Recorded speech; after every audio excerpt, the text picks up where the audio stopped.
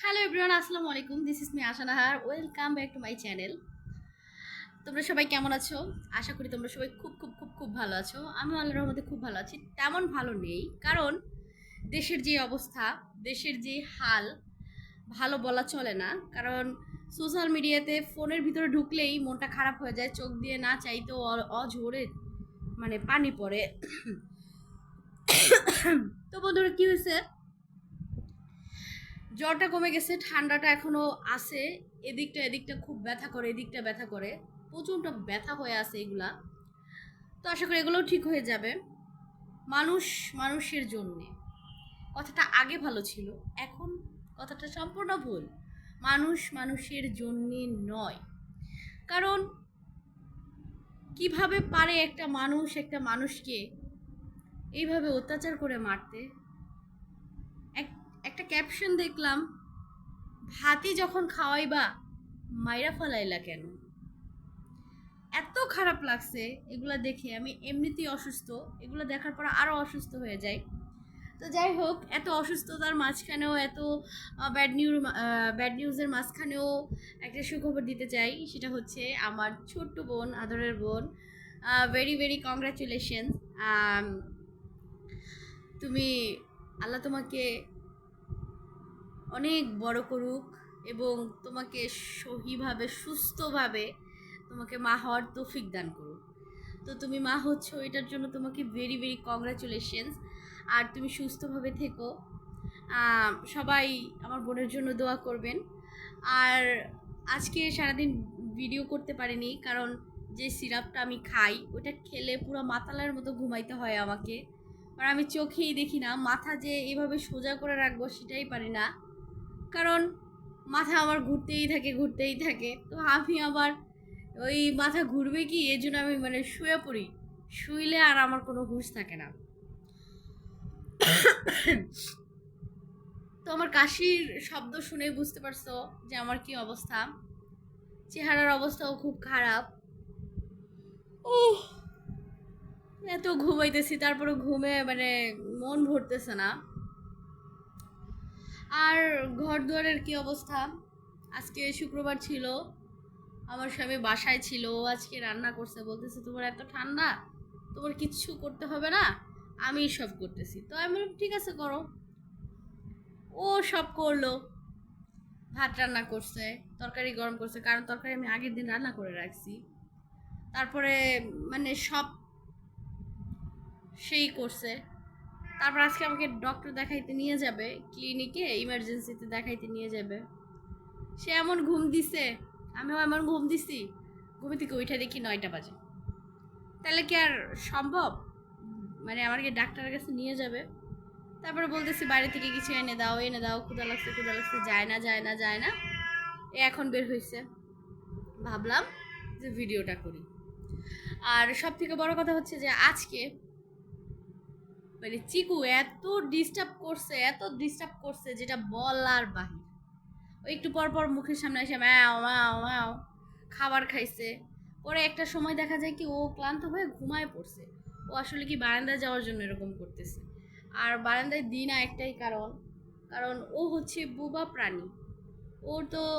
ওর যখন শুশু আসবে, বলের মধ্যে যায় করে, লিটার দেওয়া থাকে, লিটারের মধ্যে করে।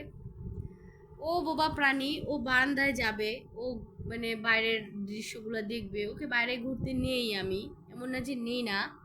ওরা দুই ভাই মিলে মারামারি করে, ঝগড়াঝাটি করে, আবার খেলাধুলা করে, আবার শুয়ে এমনভাবে শুবে খুব টায়ার্ড সে। তো নিচতলার মানুষ অবজেকশন দিছে, আমার বিড়াল পায়খানা করে, প্রস্রাব করে, এটার গন্ধ নাকি তাদের ঘরে যায়। আমি বুঝি না যে বারান্দায় পায়খানা প্রস্রাব করলে না গন্ধ যাবে, আমার বিড়াল তো করেই নি, কিভাবে যাবে? তারপর বলতেছে আমার বিড়ালের প্রস্রাব পায়খানা নাকি তাদের নিচতলায় বারান্দা নাকি গেছে। কিভাবে সম্ভব এটা?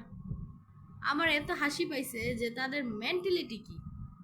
পরে বললাম তারা নিচতলায় থাকে, যে আপনাদের বারান্দার সাথে তো অনেকগুলো ইট বিছানো থাকে, ইট বিছানো দেখছি, হইতে পারে অন্য কোনো বিড়াল আইসা করছে। তারা মানতেছে না, না আমার বিড়ালেই করছে। আমি বলছি আমার বিড়ালে করে নাই। বলছে অস্বীকার করলে কিছু করার নেই। আমি বলছি হ্যাঁ অস্বীকারই করবো। পরে বাসার কেয়ারটেকার ওনাকে ডাইকাই না দেখাইলাম বারান্দা, যে দেখেন। ও বলতেছে ঠিকই তো, পরিষ্কার, আর এখানে ময়লা থাকার কোনো কথাই নাই।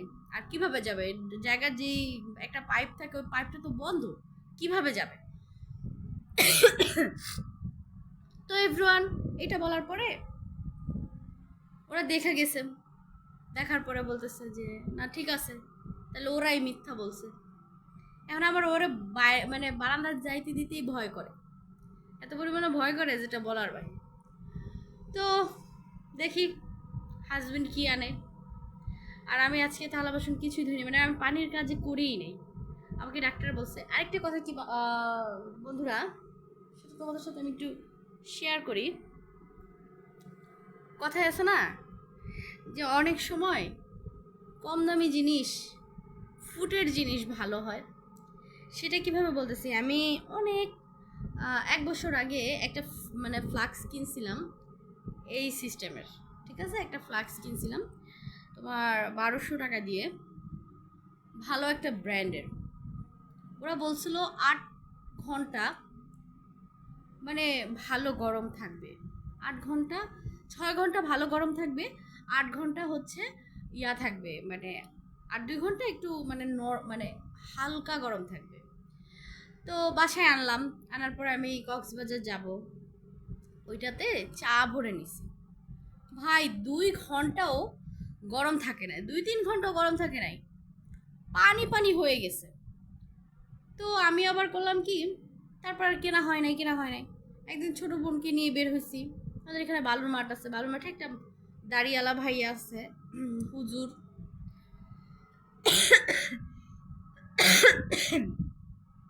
ভ্যানের মধ্যে অনেক মানে ভালো ভালো জিনিস, খুব কিউট কিউট জিনিস বিক্রি করে।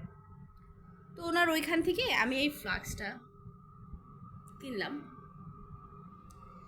এই ফ্লাক্সটা আমি 400 টাকা দিয়ে কিনছি, ফুটের থেকে মানে ভ্যানের থেকে।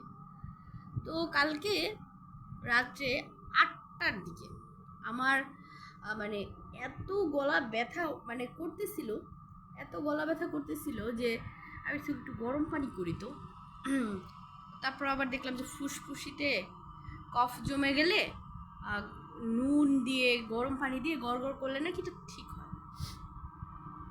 তো আমি ইয়া করলাম, এই গরম পানি করে কাপের মধ্যে নুন দিয়ে পানিটা আর কি গড়গড় করছি।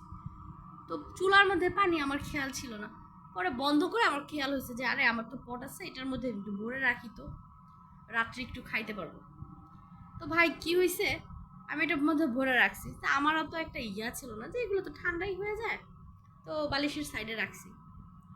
রাত্রে উঠা এই ওপরের ঢাকনাটার মধ্যে অনেকটা পানি ইয়া হয়,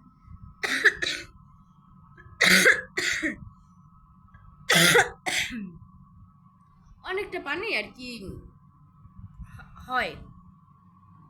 মুখে দিছে আমার এইখানটা পুড়ে গেছে, এত গরম। প্রায় কয়টায়, 8টা 9টা 10টা 11টা 12টা 1টা 2টা 3টার দিকে, 7 ঘন্টা অলরেডি। সকালবেলা তো মানে আমার কোনো ইয়া নাই, 11টার দিকে ঘুম ভাঙছে, তখন আমি ইয়া করছি, তখনও দেখি মানে সেম গরম।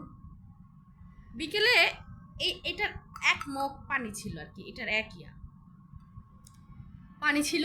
তো আমি ভাবলাম কি দেখি তো এটা কেমন গরম আছে। ঠিক বিকেলেও না, সন্ধ্যার দিকে, হ্যাঁ বিকেলে আর কি 3টার দিকে, তখন আমি এবার শুয়ে পড়ছি। এটার 1 মগও নাই, এই যে এইটুক পানি আছে আর কি, এইটুক পানি ঢাইলা মুখে দিছি, মানে শোয়া, তারপরও গরম ছিল। এটা তো বুঝলাম যে 24 ঘন্টার মতো গরম থাকে, না হইলেও 12 ঘন্টার উপরে গরম থাকে, 24 ঘন্টা থাকে না, 12 ঘন্টার মতো থাকে, কারণ 8টা টু 8টা 12 ঘন্টা, তারপর হচ্ছে 13 14 15 16 17 18 19 20 24 ঘন্টায়, 24 ঘন্টায়। তো গাইস আমার বকবক আজকে এই পর্যন্তই, কারণ আমি চাই না ভিডিও দেওয়া বন্ধ হোক। আর সবাই আমার পাশে থাকবে, খুব খুব ভালো থাকবে। আর আমাকে সাপোর্ট করবে। আর দয়া করে প্লিজ আমার ভিডিওটা সাবস্ক্রাইব করে দিও, লাইক করে দিও, কমেন্টস করে দিও, শেয়ার করে দিও। টাটা।